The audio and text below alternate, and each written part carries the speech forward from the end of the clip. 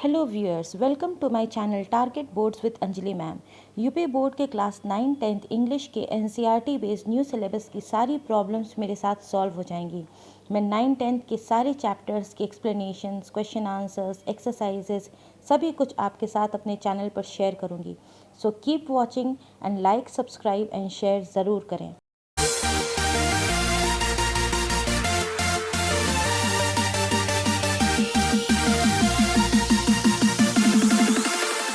Viewers, आज की इस वीडियो में मैं आपके साथ टेक्स्ट बुक में दिए second chapter Nelson Mandela long walk to freedom के short answer type questions discuss करूंगी। आप चैप्टर का एक्सप्लेनेशन मेरे पिछले वीडियो में जरूर देखें, उसका लिंक मैं डिस्क्रिप्शन में डाल दूंगी।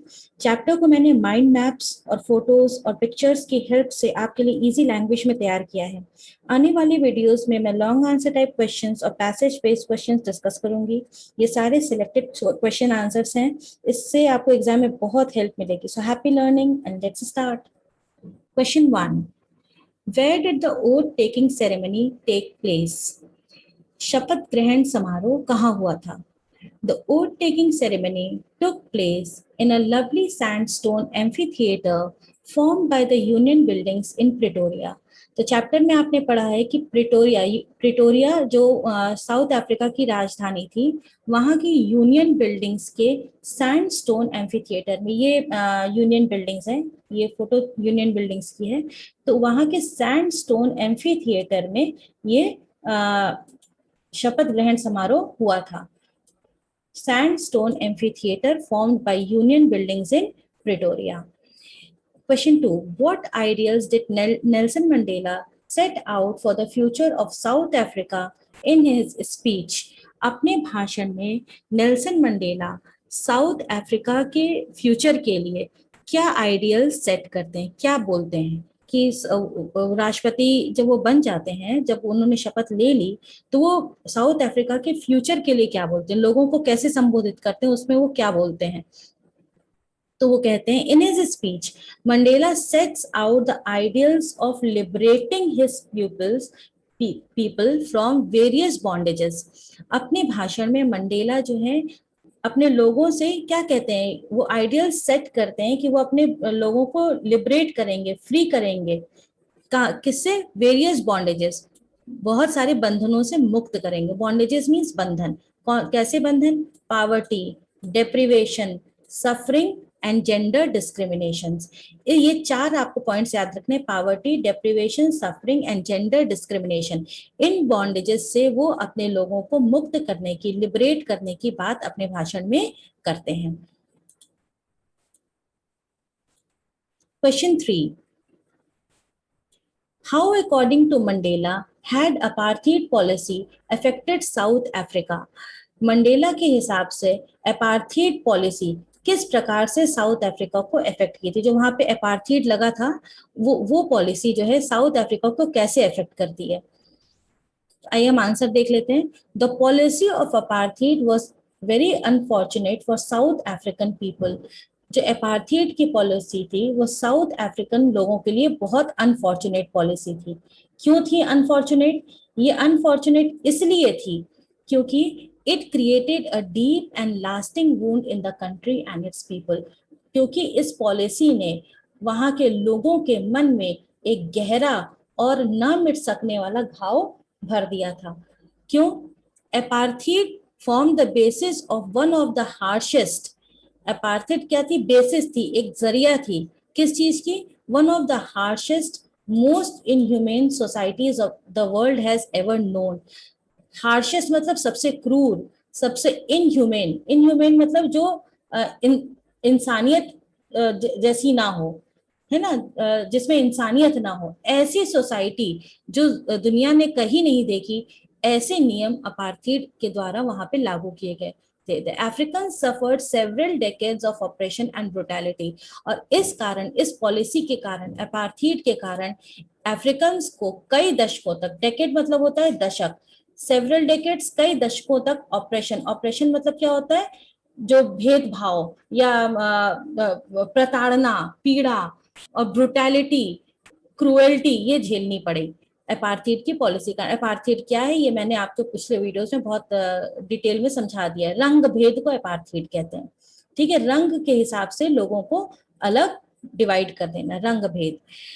What did Mandela think about the oppressor and the oppressed? Mandela oppressor और ऑप्रेस्ड के बारे में क्या सोचते हैं? ऑप्रेसर होता है प्रताड़ना देने वाला और ऑप्रेस्ड होता है प्रताड़ित, है ना। तो इन दोनों के बारे में मंडेला लेसन में या अपनी क्या सोचते हैं? The author thinks that the oppressor must be set free as the oppressed. Author means यहाँ पे ऑथर यूज हुआ है नेल्सन मंडेला के लिए। ये ऑथर जो है ये सोचते हैं कि ऑप्रेसर को भी, जो प्रताड़ना देने वाला है उसको भी उतनी ही आजादी की जरूरत होती है जितनी कि प्रताड़ित को। ठीक है, अब ये समझाते हैं कैसे। A man who takes away another man's freedom is the prisoner of hatred. वह मनुष्य जो दूसरों की स्वतंत्रता को छीन लेता है, टेक्स अनदर मैन्स फ्रीडम, जो दूसरों की स्वतंत्रता को छीन लेता है, वह जो है नफरत का कैदी होता है, वो नफरत की कैद में बंद होता है। ठीक है, तो फिर से समझ लीजिए। A man who takes away another man's freedom is a prisoner of hatred. वह मनुष्य जो दूसरे मनुष्य की आजादी को, फ्रीडम को, स्वतंत्रता को छीन लेता है, वह नफरत की कैद में बंद होता है। He is locked in prejudice and narrow mindedness. वह संकीर्णता की, घृणा की, ठीक है, कैद में बंद होता है, लॉक्ड होता है। He is not truly free. वह फ्री नहीं होता, वह सच्चे मायनों में वह फ्री नहीं है। वो सोचता है कि अरे मैं प्रताड़ित कर रहा हूं तो मैं तो फ्री ही हूँ। नहीं, वो फ्री सच में नहीं होता, क्योंकि वो घृणा की कैद में कैद होता, जेल में कैद होता है। He is not truly free if he is taken someone else's freedom. अगर कोई किसी की आजादी को लेता है तो सच्चे मायनों में वह आजाद नहीं है। Essentially the oppressor and the oppressed are robbed of humanity. चाहे ऑप्रेसर हो चाहे ऑप्रेस्ड हो, दोनों में ह्यूमैनिटी की कमी होती है। दोनों को ही हम ह्यूमन नहीं कह सकते। इंसानियत की कमी, ह्यूमैनिटी, इंसानियत की कमी होती है। नेक्स्ट क्वेश्चन पे आते हैं, क्वेश्चन नंबर 5। ये क्या कहता है? What according to Mandela is true freedom. Mandela के हिसाब से सच्ची स्वतंत्रता क्या है? ट्रू फ्रीडम क्या है? मंडेला के हिसाब से ट्रू फ्रीडम क्या है? अब ये इसका भी आंसर पढ़ लेते हैं। According to Mandela freedom is indivisible. Mandela के हिसाब से फ्रीडम को हम बांट नहीं सकते। अब ये ऐसा क्यों कहे हैं मंडेला? क्योंकि साउथ अफ्रीका में अपार्थीड जो लॉ था, जो नियम था, उसके हिसाब से गोरे और कालों के लिए अलग अलग जगह बनी हुई थी। ठीक है, ये हमने समझाया है पिछले वीडियो में कि जो डार्क लोग थे, जो अश्वेत लोग थे, वे श्वेत लोगों के इलाके में नहीं जा सकते थे, और श्वेत लोग तो अश्वेत को ऐसे ही पहले नहीं मानते थे। तो और जो बहुत सारी ऐसी सुविधाएं थी, बहुत सारी ऐसी चीजें थी जो अश्वेत लोगों को उसकी सुविधा नहीं मिली थी, श्वेत लोगों को मिली थी। सोसाइटी को श्वेत अश्वेत में डिवाइड कर दिया गया था, रंग भेद इसी को कहा जाता है। तो उन्होंने कहा कि ये जो स्वतंत्रता आपने हमें दे दी, वो स्वतंत्रता असली मायने में इनडिविजिबल होती है। अगर आप बांट के कह दिए कि हाँ तुम्हारा ये इलाका है, जाओ तुम इस इलाके में फ्री हो, तो इसका ये नहीं मतलब कि तुम स्वतंत्र हो, उसको स्वतंत्रता नहीं कह सकते। The chains on any one of his people were the chains on all of them. अगर उनके जैसे दिखने वाले किसी एक भी व्यक्ति को अगर वो जंजीर में जकड़ा है, तो मतलब सभी लोग जंजीर में जकड़े। यहाँ जंजीर का मतलब होता है वही जो पराधीनता, या मतलब असली में नहीं कि हाँ उसको जो है जंजीर से बांध के रखा गया है, मतलब उसको जो सुविधाओं की कमी मिल रही है, जो उसको जिसके साथ भेदभाव हो रहा है, भेदभाव की जंजीर। यहाँ पे चेन्स यहाँ पे यूज हुआ है एक भेदभाव के लिए।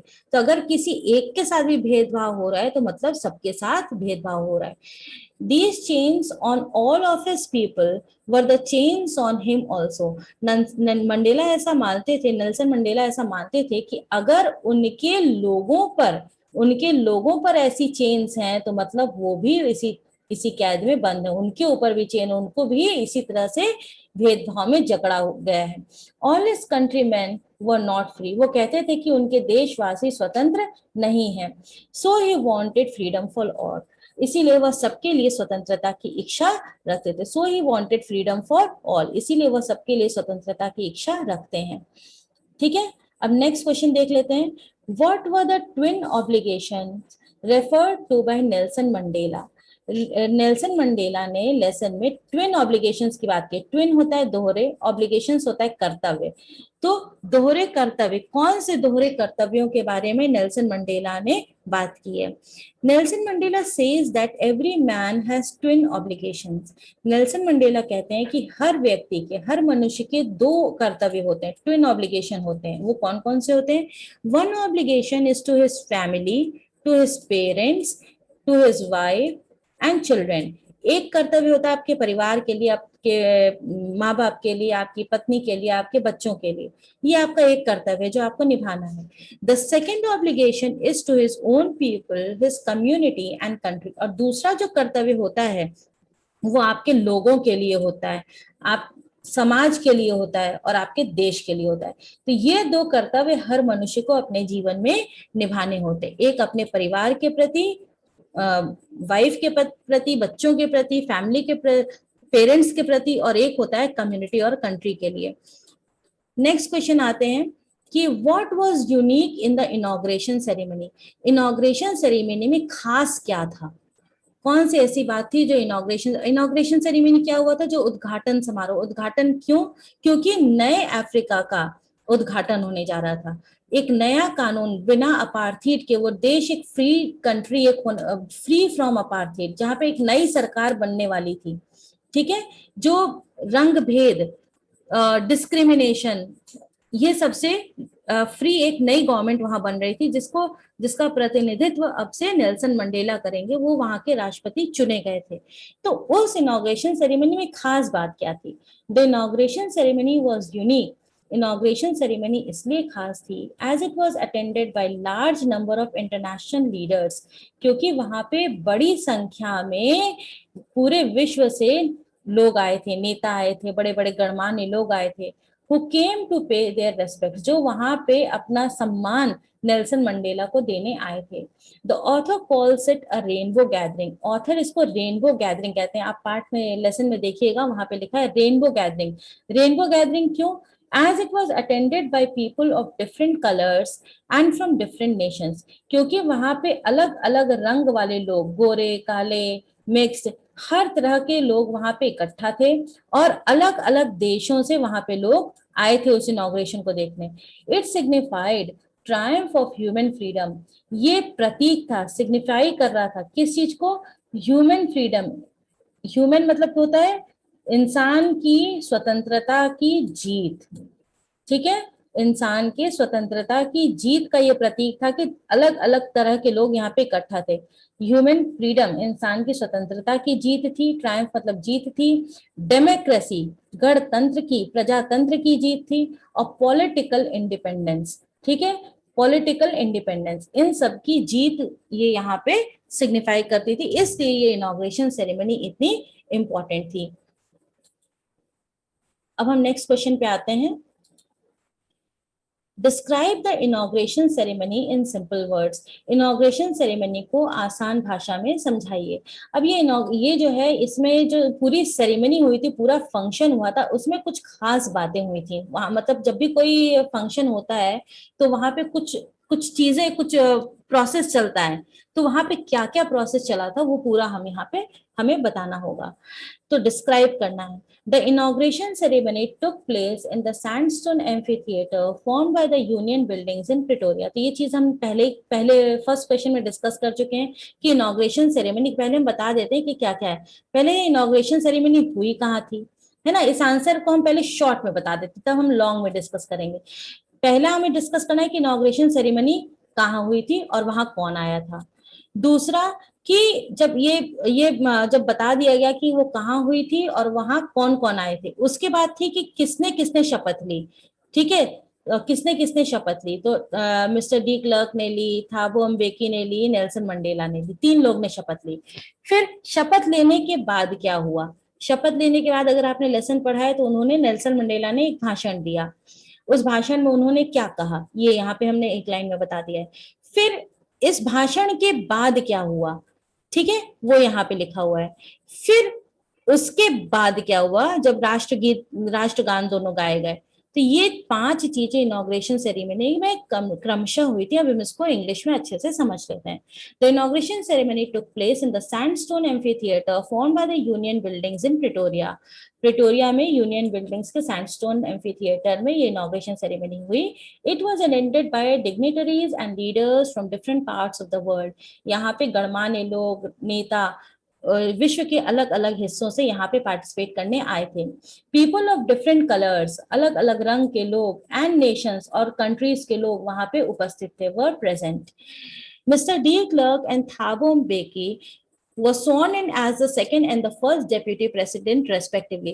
पहले डी क्लर्क ने सेकंड डेप्यूटी प्रेसिडेंट के रूप में शपथ ली, उनके बाद थैबो म्बेकी ने फर्स्ट डेप्यूटी प्रेसिडेंट के रूप में शपथ ली। Then Nelson Mandela sworn in as a president, और आखिरी में नेल्सन मंडेला ने प्रेसिडेंट के रूप में शपथ ली। तो क्रम ये है 3, 2, 1। थर्ड नंबर पे थे डी क्लर्क, सेकंड नंबर पे थे थाबो म्बेकी और पहले नंबर पे थे नेल्सन मंडेला। फिर नेल्सन मंडेला ने उसके बाद क्या किया? आफ्टर हिज प्लेज, प्लेज होता है शपथ, शपथ लेने के बाद ही गेव अ स्पीच, उन्होंने एक भाषण दिया। इन विच ही प्रॉमिस, जिसमें उन्होंने वादा किया। He promised whom? his people, अपने लोगों से वादा किया।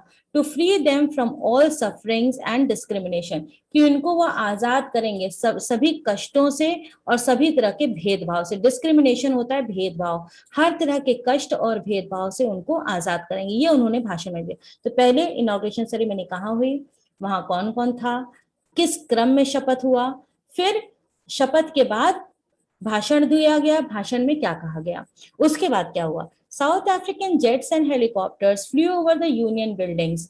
उसके बाद साउथ अफ्रीकन जेट्स और हेलीकॉप्टर्स यूनियन बिल्डिंग्स के ऊपर से उड़े। क्यों उड़े? To show military's loyalty, military की लॉयल्टी शो करने के लिए, ठीक है। वहां से यूनियन बिल्डिंग्स के ऊपर से उड़े। The defence force generals and the police were honoured. जो डिफेंस फोर्स के जो जनरल्स थे, जो पुलिस के जो ऑफिसर्स थे, उनको सम्मान दिया गया। एंड दे सैल्यूटेड मंडेला, और उन्होंने मंडेला को सलामी दी। एंड प्लेज देयर लॉयल्टी, और उन्होंने भी शपथ ली अपने लॉयल्टी की कि वो मंडेला के प्रति लॉयल रहेंगे। उसके बाद क्या हुआ भाई, चलो हेलीकॉप्टर्स उड़ गए, जनरल्स ने शपथ ले ली, सैल्यूट कर लिया। उसके बाद क्या हुआ? Jets left a smoke trail of south African flag.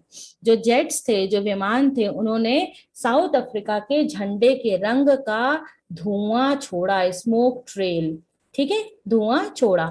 The two national anthems वर संग, दो राष्ट्रगान गाए गए। इनकोसी सिकेलेल बाय व्हाइट्स, व्हाइट्स ने इनकोसी सिकेलेल गाया। एंड डायस्टेम बाय ब्लैक्स, और ब्लैक्स ने डायस्टेम गाए। ये दो राष्ट्रगान वहां पे गाए गए।